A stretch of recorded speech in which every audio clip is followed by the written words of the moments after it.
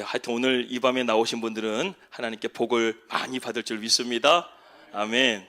오늘 말씀, 넘어질 것인가 넘어설 것인가. 말씀의 제목이 한번 다 같이 읽어볼까요? 시작. 넘어질 것인가 넘어설 것인가. 여러분들 넘어지고 싶습니까? 넘어서고 싶습니까? 넘어설 수 있는 오늘 이 밤이 되기를 축복합니다. 이 세상에는 세 부류의 사람이 있다고 합니다.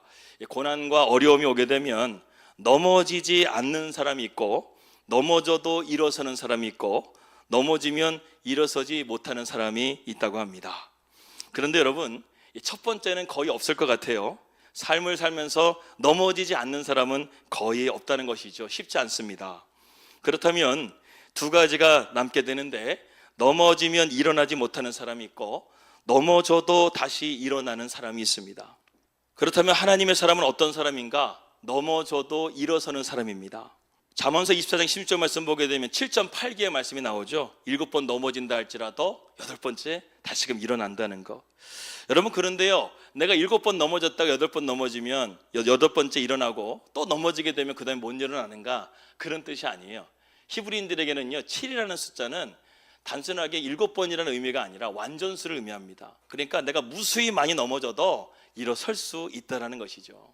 넘어지지 않는 사람은 없다는 것이죠. 그러나 중요한 것은 넘어질지라도가 중요합니다. 오늘 말씀 보게 되면 넘어질지라도, 찌라도 이런 말씀이 있는데, 넘어질지라도 다시금 일어나는 것이 중요하다는 것이죠. 오래전에 들었던 간증입니다. 여러분, 우리나라에 문둥병자들이 살고 있는 섬이 있습니다. 거기가 어떤 섬이죠? 소록도. 소록도라는 섬이 있습니다. 예전에 들었던 간증인데요, 어떤 목사님이 영적으로 침체가 온 상황이 되어가지고 좀 이렇게 좀 힘들어하고 있는 상황이었습니다. 말씀을 읽어도 은혜가 되지가 않고, 아무리 기도해도 신앙의 회의밖에는 없고, 그런 가운데 있는데 어떤 주변에 있는 아는 지인을 통해서 소록도에 한번 가보라고 이렇게 권면을 받은 것이죠. 그래서 소록도에 가서 수요 낮 예배를 이렇게 드리고 있는데, 예배가 끝나고 나서 누군가 뒤에서 울면서 막 눈물을 흘리면서 기도하고 있는 거예요. 그 기도가 얼마나 간절한지 이 목사님의 마음을 울렸다는 것입니다. 그러니까 목사님이 가만히 그분의 기도를 들어보니까 이렇게 기도했다는 거예요. 하나님, 제게 주신 은혜가 어찌 이리 큰지요? 어찌하면 이런 주님의 은혜를 내가 조금이나마 갚을 길이 있겠습니까? 이렇게 기도하는 거예요. 그래서 뒤로 돌아볼 수는 없고 그렇게 기도하길래 도대체 무슨 은혜를 받았길래 저렇게 기도하나 싶어가지고 이 기도를 마치고 조용하게 뒤를 돌아봤는데, 그만 목사님은 깜짝 놀라고 말았습니다. 마치 모습이 정말 흉측한 몰골을 하고 있는 한 사람이 뒤에서 기도하고 있었던 거예요. 알고 보니까 그분은 문둥병을 앓고 있는 노인이었습니다. 해골처럼 머리카락은 하나도 남지 않았고, 얼굴은 이미 형태를 알아볼 수 없을 정도로 일그러져 있고, 눈물은 흘리는데 이 눈알도 없어가지고 눈이 이렇게 감긴 상태에서 눈물이 흘리는데 얼굴 어디에서 눈물이 흘리는지를 모를 정도로 그렇게 흉측한 모습을 하고 있는 그 한 노인이 하나님 앞에 감사의 기도를 드리고 있는 것이죠. 이 모습에 목사님은 큰 충격을 받았습니다. 아니, 저 사람은 저 모습으로 저렇게 살면서 어떻게 하나님께 감사할 수 있는가? 그러면서 나는 저 사람보다 많은 것을 가진 사람인데 나는 왜 이렇게 감사하지 못하는가? 이런 생각을 하면서 좀 부끄러웠다고 합니다.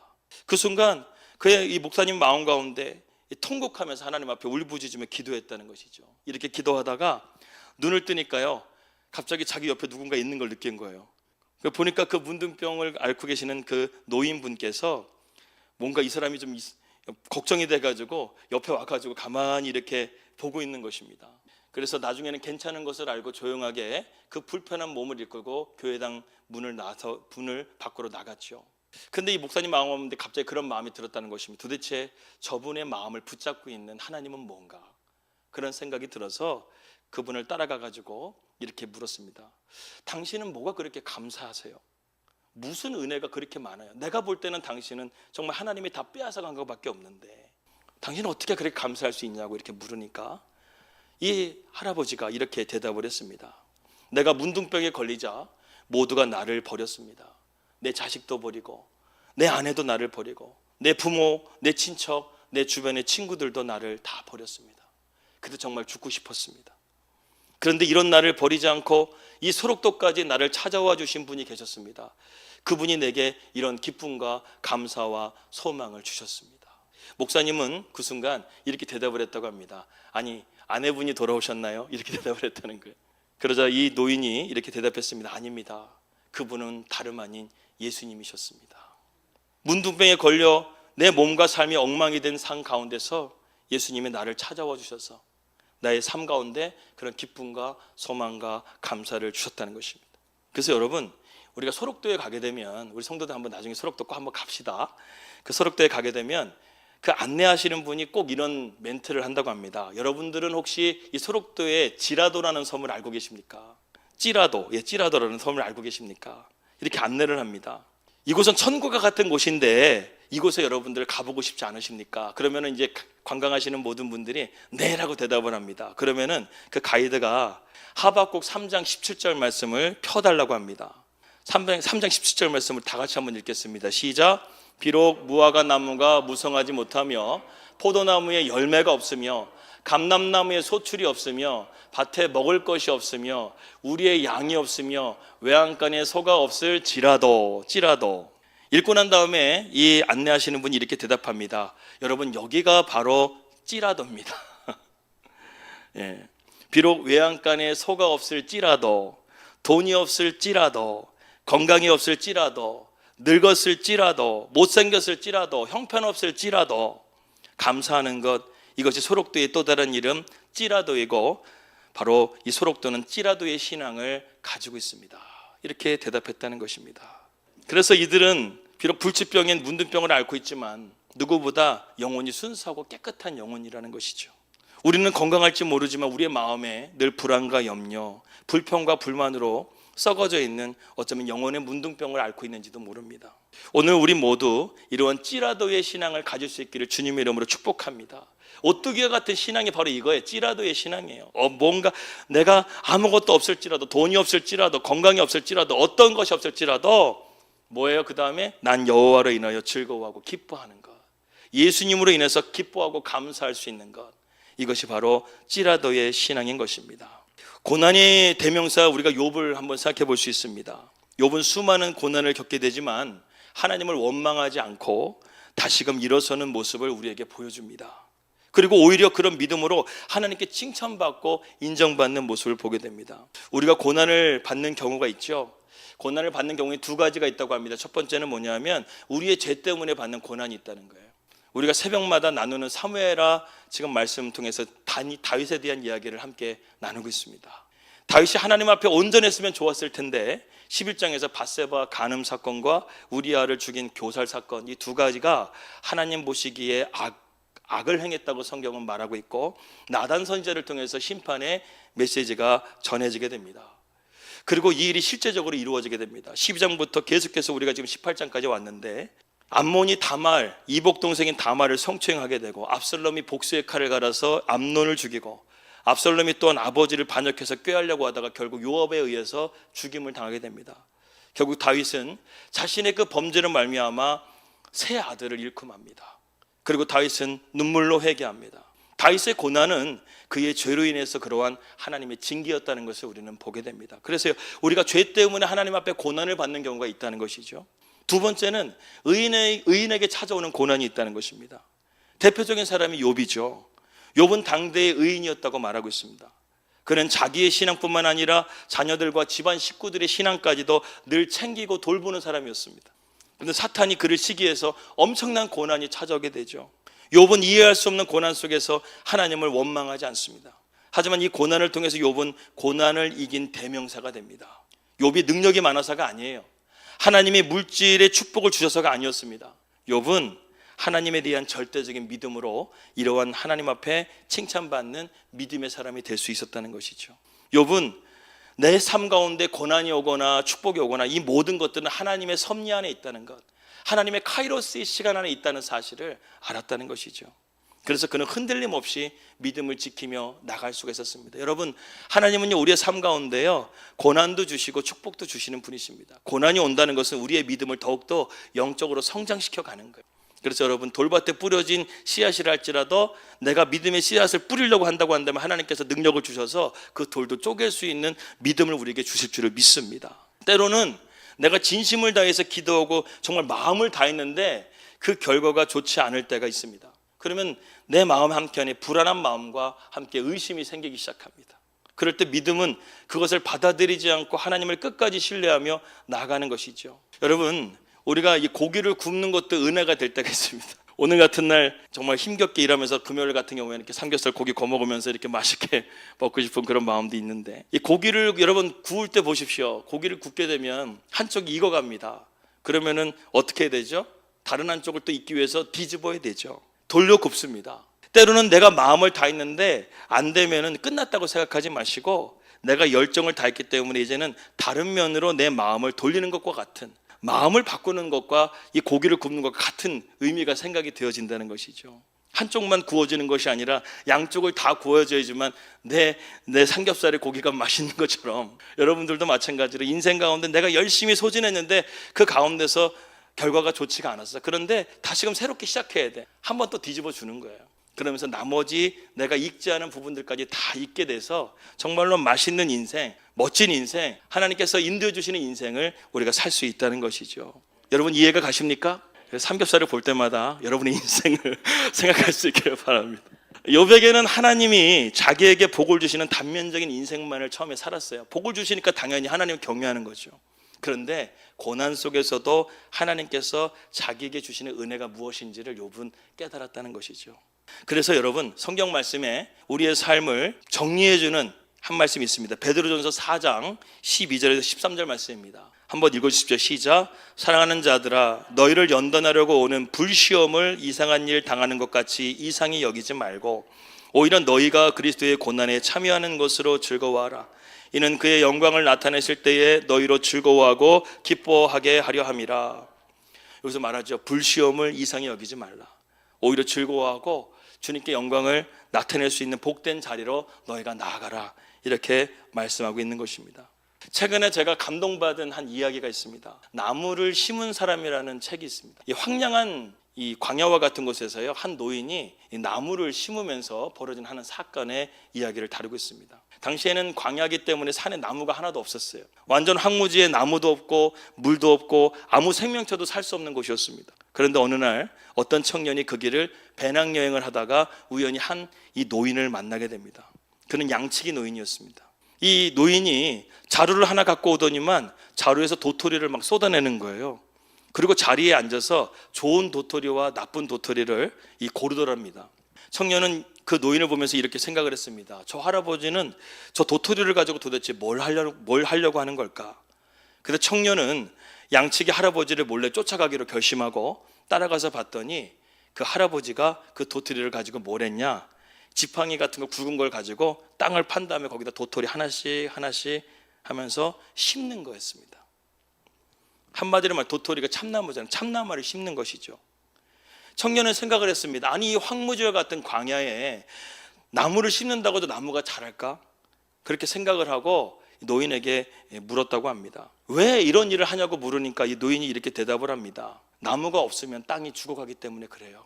땅이 죽게 되면 결국 풀이 자라지 않아서 내 가축들도 다 죽게 될 것이고 결국 저도 살 수가 없게 되기 때문에 이 도토리를 심어야 되겠다는 마음을 갖게 됐다는 것입니다. 그래서 이 땅을 살려보겠다고 3년 동안요 도토리를 10만 개를 심은 거예요.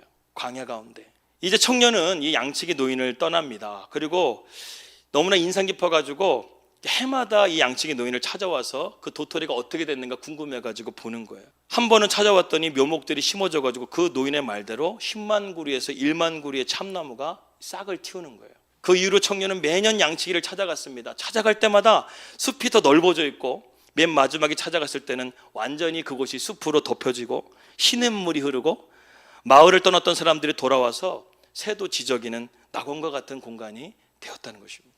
여기서 우리는 몇 가지를 하나 발견하게 되는데 첫 번째는 무엇이냐면 양치기는 꾸준하게 성실했다는 것입니다. 우리가 너무나 당연한 이야기라고 해서 이런 이야기를 하게 되면 누가 그걸 모르나 이렇게 생각할지 모르는데 제가 이 책을 보면서 느꼈던 양치기는요 일반적인 성실함과는 좀 차이가 있습니다. 우리가 일반적으로 노력한다는 말을 하게 되면 하루에 몇 시간을 좀 일하면 노력한다고 말할 수 있을까요? 우리가 보통 하루 8시간 정도 일한다고 하면 8시간 이상 일을 하게 되면 우리가 노력한다 이런 말을 하게 될 때가 있습니다. 그렇다고 한다면 이 양측의 노인이 과연 나무를 심으려고 하루에 몇 시간을 일했냐? 8시간 이상 일을 일했냐? 아니었어요. 보니까 집에 와서 저녁 먹고 저녁에 자기 전에 1시간 정도 도토리를 정리를 합니다. 좋은 도토리, 나쁜 도토리. 그리고 다음 날은 양치러 가가지고 양들이 풀을 뜯는 그 한두 시간 동안 이 지팡이를 가지고 나무를 심기 시작합니다. 그렇게 보게 되면 하루에 1-2시간 정도밖에 투자를 안 한 것이죠. 그런데 그것이 매일 꾸준히 모이니까 결국 10만 개의 나무를 3년 동안 심을 수가 있었고, 그게 1만 그루의 나무가 되었고 나중에는 커다란 숲이 될 수가 있었다는 것입니다. 이 노인이 하루에 1-2시간밖에 투자 안 한 건데 3년 동안 하루도 빠지지 않고 그렇게 했는데 그 결과 이러한 놀라운 결과를 냈다는 것이죠. 두 번째는 이 양치기는 자신이 비전이 반드시 이루어질 것을 믿었다는 거예요. 내가 도토리를 계속 심으면 언젠가는 커다란 숲을 이룰 것이라는 이러한 믿음이 확신이 있었다는 것이죠. 그것에 대해서 양치기는 전혀 의심하지 않았습니다. 여러분, 10만 개의 도토리를 심었는데 그 중에 2만 개가 싹이 트고 그 중에 절반은 쥐들이 갉아먹고 겨우 10만 그루를 심어서 1만 그루밖에 못 살린 거예요. 성공률이 10%밖에 안 됩니다. 하지만 양치기는 좌절하지 않았어요. 내가 10개를 심어서 하나밖에 안 났는데 이걸 해야 되나? 이런 생각을 하지 않고 10%만 성공을 해도 나는 꾸준히 하겠다, 이런 믿음을 가지고 나갔다는 것이죠. 그게 강력한 결과를 낳게 된 것입니다. 우리도 여러분, 우리의 비전을 놓고 의심하지 말고 믿음으로 나가게 되면 반드시 좋은 열매를 맺게 될 줄을 믿습니다. 세 번째 양치기 통해서 제가 배우게 된 건 뭐냐면, 이 양치기는 단순하게 비전만 있었던 것이 아니라 행동하는 믿음을 가지고 있었다는 거예요.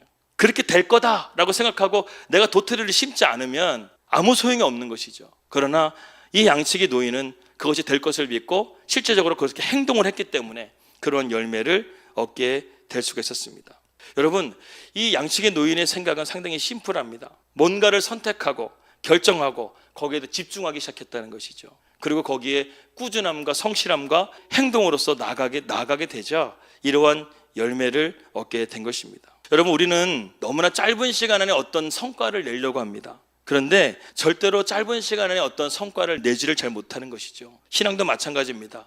기도하고 말씀도 예배도 성실하게 그렇게 꾸준하게 해보지 않고 기도했는데 응답이 되는 것 같지가 않아. 하나님이 안 계신 것 같아. 믿어도 소용이 없어. 안 되는 것은 안 되는 거야. 이렇게 꾸준하게 해보지도 않고 믿음을 갖지도 않고 그렇게 나아간다고 한다면 우리는 어떤 것도 하나님 앞에 받을 수가 없는 것입니다. 오늘 예수님은 우리에게 이렇게 말씀하십니다. 마가복음 11장 23절에서 24절 말씀을 우리 함께 읽겠습니다. 시작. 내가 진실로 너희에게 이르노니 누구든지 이 산더러 들려 바다에 던져지라 하며 그 말하는 것이 이루어질 줄 믿고 마음에 의심하지 아니하면 그대로 되리라. 그러므로 내가 너희에게 말하노니 무엇이든지 기도하고 구하는 것은 받은 줄로 믿으라. 그러면 너희에게 그대로 되리라. 아멘. 여러분, 이 말씀의 핵심이 무엇인가요? 우리가 기도하고 구할 때 그것을 이미 받은 줄로 믿으라는 것입니다. 그럴 때 하나님께서 우리에게 반드시 그대로 되는 은혜가 있을 줄 믿습니다. 믿음을 가질 때 항상 보게 되면 의심이라는 것이 불쑥불쑥 올라올 때가 있습니다. 믿음이라는 것은요, 관념이 아닙니다. 믿음은 이론이 아닙니다. 믿음은 실제입니다. 그렇기 때문에 우리가 의심하는 것이 아니라 믿음은 우리가 순종하고 나아가게 될 때 역사가 일어나는 것입니다. 마가복음 9장 말씀 보게 되면 한 귀신 들린 아이의 아버지가 나오게 됩니다. 예수님께서 나와서 아이를 고쳐달라고 간구합니다. 그런데 예수님께서 변화산에서 베드로와 야고보와 요한을 데리고 변화산 갔다가 내려왔는데 이미 그의 제자들에게 고쳐달라고 그 아버지가 구했지만 그 귀신 들린 아이를 고칠 수가 없었어요. 그래서 이 아버지가 믿음이 떨어져 버렸습니다. 그래서 오늘 마가복음 9장 22절에서 이렇게 말하고 있습니다. 읽어주십시오. 시작. 귀신이 그를 죽이려고 불과 물에 자주 던졌나이다. 그러나 무엇을 하실 수 있거든 우리를 불쌍히 여기사 도와주옵소서. 23절. 예수께서 이르시되 할 수 있거든이 무슨 말이냐. 믿는 자에게는 능히 하지 못할 일이 없느니라 하시니. 24절. 곧 아이의 아버지가 소리질러 이르되 내가 믿나이다. 나의 믿음 없는 것을 도와주소서 하더라. 제자들이 예수님 귀신 들린 아이를 고치지 못하자 완전히 믿음이 떨어져 버린 것이죠. 그래서 주님께서 말씀하십니다. 할 수 있거든이 무슨 말이냐. 믿는 자에게는 능치 못함이 없다고 말씀하셨습니다. 주님은 그에게 믿음을 회복시켜 주시고 있는 거예요. 여러분, 오늘 이 시간 가운데 의심하지 말고 믿음이 회복될 수 있기를 주님으로 축복합니다. 나의 믿음 없는 것을 주님 도와주시옵소서. 이것이 정말 우리에게 중요한 것이죠. 여러분, 믿음은 이 산들을 옮기게 되면 저 산을 옮겨질 수 있다고 말하지 않습니까? 그런데 이 믿음을 가지고 잘 활용을 못할 때가 많아요. 믿음의 능력이 얼마나 잠재적인 능력이 큰지를 우리는 모를 때가 있다는 것이죠. 그래서 여러분, 오늘 이 시간 가운데 우리의 믿음이 온전하게 회복될 수 있기를 축복합니다. 이처럼 우리에게는 믿음이 필요하다는 것이죠. 지난주에도 우리가 말씀 나눴다시피 중풍병자를 고치기 위해서 4명의 친구들이 오직 예수님만이 내 친구를 고칠 수가 있다 생각해가지고 나중에 사람들이 앞에 있으니까 어떻게 합니까? 지붕으로 올라가서 지붕을 뚫어버리잖아요. 장애물을 넘어섭니다. 막혀있다고 포기하지 않아요. 끝까지 믿음으로써 그 길을 걸어가는 것을 보게 됩니다. 성경은 우리에게 이런 믿음도 우리가 가질 수 있다는 거예요. 아무리 장애물이 있다 할지라도 포기하지 않고 끝까지 우리가 예수님께로 나아가는 그 믿음을 있게 되면 주님은 우리를 만나 주시고 우리에게 죄사함과 완전한 치유를 허락하여 주신다는 것입니다. 우리는 때로는 믿음의 장애물이 가로막히게 되면 그것을 뚫지 못하고 그냥 포기할 때가 많다는 것이죠. 그런데 오늘 잠언의 말씀은 우리에게 무엇을 가르치냐면 포기하지 말라는 거예요. 하나님께 기도하는 것을 여러분 포기하지 마세요. 기도했으면 하나님께 맡기는 거예요. 너희 염려를 다 주께 맡겨버리라. 그러면 내 의를 빛같이 내 공의를 정오의 빛같이 나타내어 주실 거라는 거예요. 우리의 기도에 우리의 염려를 주님께 맡겨버리면 주님께서 그 문제를 해결해 주시는 것을 믿고 나가시라는 겁니다. 결과는 주님께 맡기는 거예요. 내가 원하는 결과가 아니더라도 주님은 항상 가장 좋은 것을 주시는 하늘에 계신 우리 아버지라는 사실을 믿으시기 바랍니다. 근데 여러분, 우리가 믿음이 없으면 아무것도 이룰 수가 없다는 것이죠. 하지만 믿음이 있다고 한다면 이 양측의 노인처럼 아무리 광야와 같은 곳이라 할지라도 그것을 숲을 만들고 마을을 만들고 사람들이 살 수 있는 행복한 곳을 만들 수 있다는 것입니다. 오늘 우리 양문교회 성도들에게도 이런 비전을 함께 심었으면 좋겠어요. 우리 비전을 심읍시다. 매일같이 우리 양문교회를 위해서 우리 모두가 함께 기도하고 하나님 앞에 간절하게 나아가게 되면 정말로 우리 양문교회에 숲이 세워지게 되고 새소리가 울리고 또 많은 사람들이 찾아와서 함께 예배하는 그날이 되어지기를 주님의 이름으로 축복합니다. 이사야 43장 19절에서 20절 말씀 보겠습니다. 보라, 내가 새 일을 행하려니 이제 나타낼 것이라. 너희가 그것을 알지 못하겠느냐? 반드시 내가 광야의 길을 사막의 강을 내리니 장차 들짐승 곧 승냥이와 타저도 나를 존경할 것은 내가 광야의 물을 사막의 강들을 내어 내 백성 내가 택한 자에게 마시게 할 것임이라. 하나님께서 우리에게 이러한 새 일을 행하실 것을 믿습니다. 이사야서 41장 10절 말씀을 또한 읽어주십시오. 시작. 두려워하지 말라, 내가 너와 함께함이라. 놀라지 말라, 나는 내 하나님이 됨이라. 내가 너를 굳세게 하리라. 참으로 너를 도와주리라. 참으로 나의 의로운 오른손으로 너를 붙들리라. 아멘. 그 리차드 범브란트라는 목사님이 계십니다. 그분은 1948년부터 14년이라는 시간 동안 루마니아의 공산 정권에 의해서 감옥에 갇히셨습니다. 그 중에서 3년이라는 시간 동안 전혀 빛이라고는 볼 수 없는 독방에서 지냈습니다. 이 범브란트 목사님은 그런 가운데 결코 신앙을 굽히지 않다가 노르웨이 정부의 노력으로 석방되어서 미국에서 공산권 선교를 위해 크게 사역하셨던 분이셨습니다. 그가 감옥에 있는 동안에는 성경을 읽다가 발견하는 사실이 있었는데 두려워하지 말라라는 그 성경 구절이 모두 366개나 된다는 사실을 확인을 했습니다. 성경에요, 두려워하지 말라라는 말씀이 366개나 된다는 것입니다. 그 범브란트 목사님이 깨닫기는 하나님께서 1년 365일 동안 하나님께서 우리에게 두려워하지 말라고 말씀하시는구나, 이렇게 생각을 했다는 것이죠. 여러분 믿으십니까? 아멘. 그런데 어떤 한국 목사님이 이런 아주 기발한 생각을 했습니다. 왜 하필이면 365일인데 366일이냐? 그것은 우리 한국을 위해서 하나님이 생각하신 배려다. 한국은 음력 2월이 윤달이 끼게 되면 하루가 더 늘어나기 때문에 윤달까지 생각하셔서 진짜 1년 365일, 366일 단 하루도 하나님은 우리가 두려워하는 것을 원하시지 않으신다는 거예요. 그래서 두려워하지 말고 믿기만 하라, 이렇게 오늘도 우리에게 말씀하시면서 주님은 우리가 담대하게 나아가기를 원하신다는 것입니다. 사랑하는 여러분, 어떠한 세상 가운데 어려움이 온다 할지라도 낙심하거나 두려워하지 마시길 바랍니다. 하나님이 우리와 함께 하십니다. 스바냐서 3장 17절 말씀을 함께 읽도록 하겠습니다. 시작. 너희 하나님 여호와가 너희 가운데 계시니 그는 구원을 베푸실 전능자이시라. 그가 너로 말미암아 기쁨을 이기지 못하시며 너를 잠잠히 사랑하시며 너로 말미암아 즐거이 부르며 기뻐하시리라 하리라. 그 하나님이 어디에 계시다고요? 내 가운데 계시다는 거예요. 신약에서도 말씀하시죠. 너희는 하나님의 성령이 너희 안에 거하시는 것을 알지 못하느냐. 내가 너희 안에 거하고 너희가 내 안에 거하게 되면 무엇이든지 구하라. 그러면 내가 이루어 주실 거라고 말씀하고 있습니다. 여러분, 그래요. 우리 안에는 누가 계셔요? 예수님이 계시고 성령님이 계시고 하나님이 계시는 줄 믿습니다. 그렇기 때문에 우리는 세상에 어떤 어려움이 온다 할지라도 기쁨과 소망과 감사를 잃지 않을 수가 있는 것이죠. 여러분, 믿음의 반대는 두려움입니다. 두려움은 우리의 몸과 영혼을 갉아먹습니다. 자신감을 빼앗아 버리고 잠재력을 마비시켜 버리고 아름다운 관계들을 파괴시켜 버립니다. 다른 사람들을 정직하게 대하지 못하도록 방해하게 되고 우리가 행복을 누리지 못하도록 방해하고 우리의 성공을 방해하는 것이 바로 두려움이라는 것이죠. 뿐만 아니라 두려움은 우리의 영적인 생활도 장애물을 일으킵니다.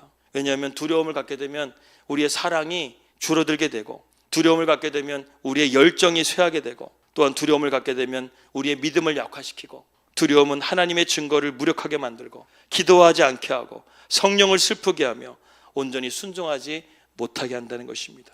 그렇기 때문에 바울은 이렇게 말씀하고 있습니다. 제가 읽어드리겠습니다. 하나님이 우리에게 주신 것은 두려워하는 마음이 아니요 오직 능력과 사랑과 근신하는 마음이라. 할렐루야. 하나님이 우리에게 주신 마음은 두려워하는 마음이 아니라는 거예요. 오직 능력과 사랑과 근신하는 마음입니다. 여러분, 두려워하는 마음은 하나님이 주시는 마음이 아니에요. 그러니까 이런 것들이 들어오게 되면 빨리 물리치세요. 그 두려움을 자꾸만 내가 허용하게 되면 사탄이 그 틈을 이용해서 우리의 심령 안에 들어와 버립니다. 그러면 자꾸만 우리를 넘어뜨리게 하는 것이죠. 하나님의 백성들을 하나님께서 절대로 포기하지 않으십니다. 하나님이 세상을 이처럼 사랑하사 독생자를 주셨으니 이는 저를 믿는 자마다 멸망치 않고 영생을 얻게 하려 하심이라. 우리를 사랑하시기 위해서 하나님께서는 당신의 독생자 예수 그리스도를 우리에게 보내주셨다는 것이죠. 하나님의 구원받은 자녀로 우리를 삼아주셨다는 것입니다. 오늘도 우리는 주님과 함께 동행하는 삶을 살아가고 있는 것입니다. 그래서 여러분, 우리는 두려워할 이유가 없어요. 낙심할 이유가 없어요. 주님 안에서 참된 평강과 기쁨을 누릴 수 있기를 바랍니다. 그래서 바울 사도는 이렇게 말합니다. 내 사랑하는 형제들아, 견고하고 흔들리지 말며 항상 주의 일에 더욱 힘쓰는 자들이라. 여러분, 최근에 신경과학계에서 몇 가지 이론이 발표가 된 게 있습니다. 사람의 호흡과 뇌파가 아주 안정된 상태가 되려면 어떻게 하면 될까 찾아봤더니 우리가 기도를 하거나 명상을 하거나 요가를 할 때보다 더 강력한 신경이 안정되는 그러한 호르몬을 발견을 한 거예요.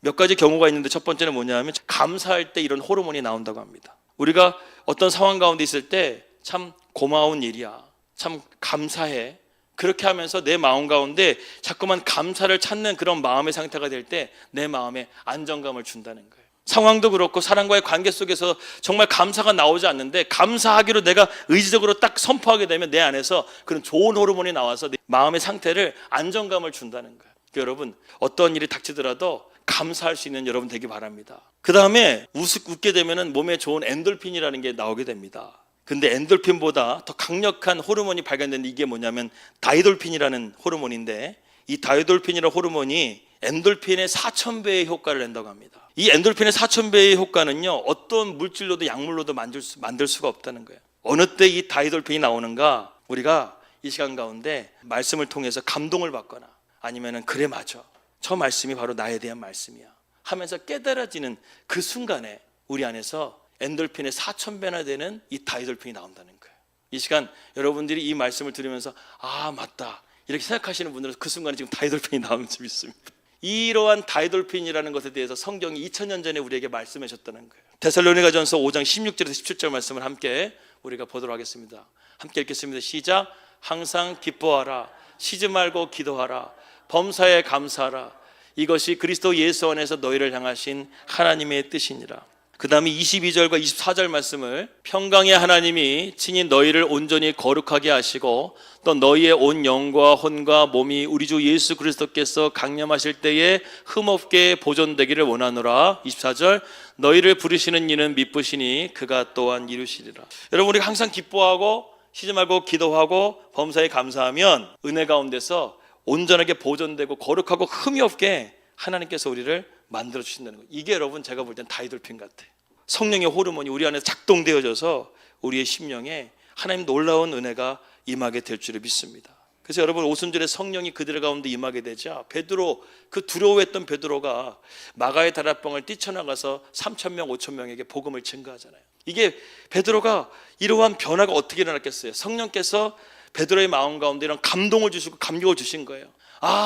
내가 그전에는 성령을 받기 전에는 이 십자가의 의미를 깨닫지를 못했어요. 그런데 내가 성령을 받고 나니까 예수님의 십자가의 보혈의 사건이 깨달아지기 시작하는 거예요. 그러면서 내가 완전히 변화되기 시작하는 것입니다. 오늘도 여러분 이 시간 가운데 성령께서 여러분들을 만져주셔서 여러분들이 말씀이 깨달아지는 은혜가 있기를 원합니다. 정말 하나님께서 나를 구원해 주신 하나님의 은혜에 감격할 수 있는 그런 역사가 일어나길 바랍니다. 냉랭한 마음이 되지 않길 바랍니다. 여러분, 암이 걸리는 이유가 무엇입니까? 내 안에, 내 신체의 몸의 온도가 낮아지게 되면 암에 걸린다잖아요. 온도를 높여주는 것은요, 성령께서 우리에게 성령의 불을 내려주실 때 우리의 심령에 그런 하나님의 온도를 높여주실 것을 믿습니다. 그래서 여러분들 안에 성령이 임하게 되면요, 암도 순식간에 태워지는 거예요. 얼마든지 일어날 수 있다는 것입니다. 이런 감격, 이런 깨달음, 이러한 감동이 우리 가운데 있어야 된다는 것이죠. 이 말씀 붙들고 한번 기도해 보세요. 하나님, 정말 오늘 말씀과 같이 정말 오뚜기와 같이 한번 믿음을 가지고 하나님 앞에 끝까지 꾸준하게 주님 한번 붙들어 보겠습니다. 하나님, 이 시간 가운데 나에게 성령의 감동을 허락하여 달라고, 성령의 충만함을 허락해 달라고 한번 간절하게 우리 한번 기도해 보며 나아갈 수 있다고 한다면 이 시간 가운데 여러분의 마음 가운데 하나님의 은혜가 임할 거예요. 눈물이 나고 부르짖음이 나오고 감동이 일어나게 되고 방언이 터지고 성령의 역사가 여러분들 그 가운데 일어나게 되면 우리 가운데 역사하게 될 줄을 믿습니다. 우리가 주님을 붙드는 능력이 더욱더 강력하게 임해서 우리의 기도가 능력이 있고 우리의 삶이 능력 있는 삶이 되기를 바랍니다. 여러분, 이런 믿음의 사람은 세상에 절대 무너지질 않아요. 마귀에게 지지 않습니다. 넘어져도 다시 일어서면 되는 거예요. 넘어지지 않는 사람은 아무도 없습니다. 모두 넘어집니다. 문제는 우리가 어떤 힘을 가지고 일어나는가가 중요하다는 것이죠. 하나님이 우리의 힘이 되어주시는 줄 믿습니다. 우리의 힘을 공급해 주실 때 믿음으로 승리할 줄을 믿습니다. 마지막 이사야 40장 29절에서 31절까지의 말씀을 읽고 이제 우리 함께 기도하도록 하겠습니다. 함께 읽겠습니다. 시작.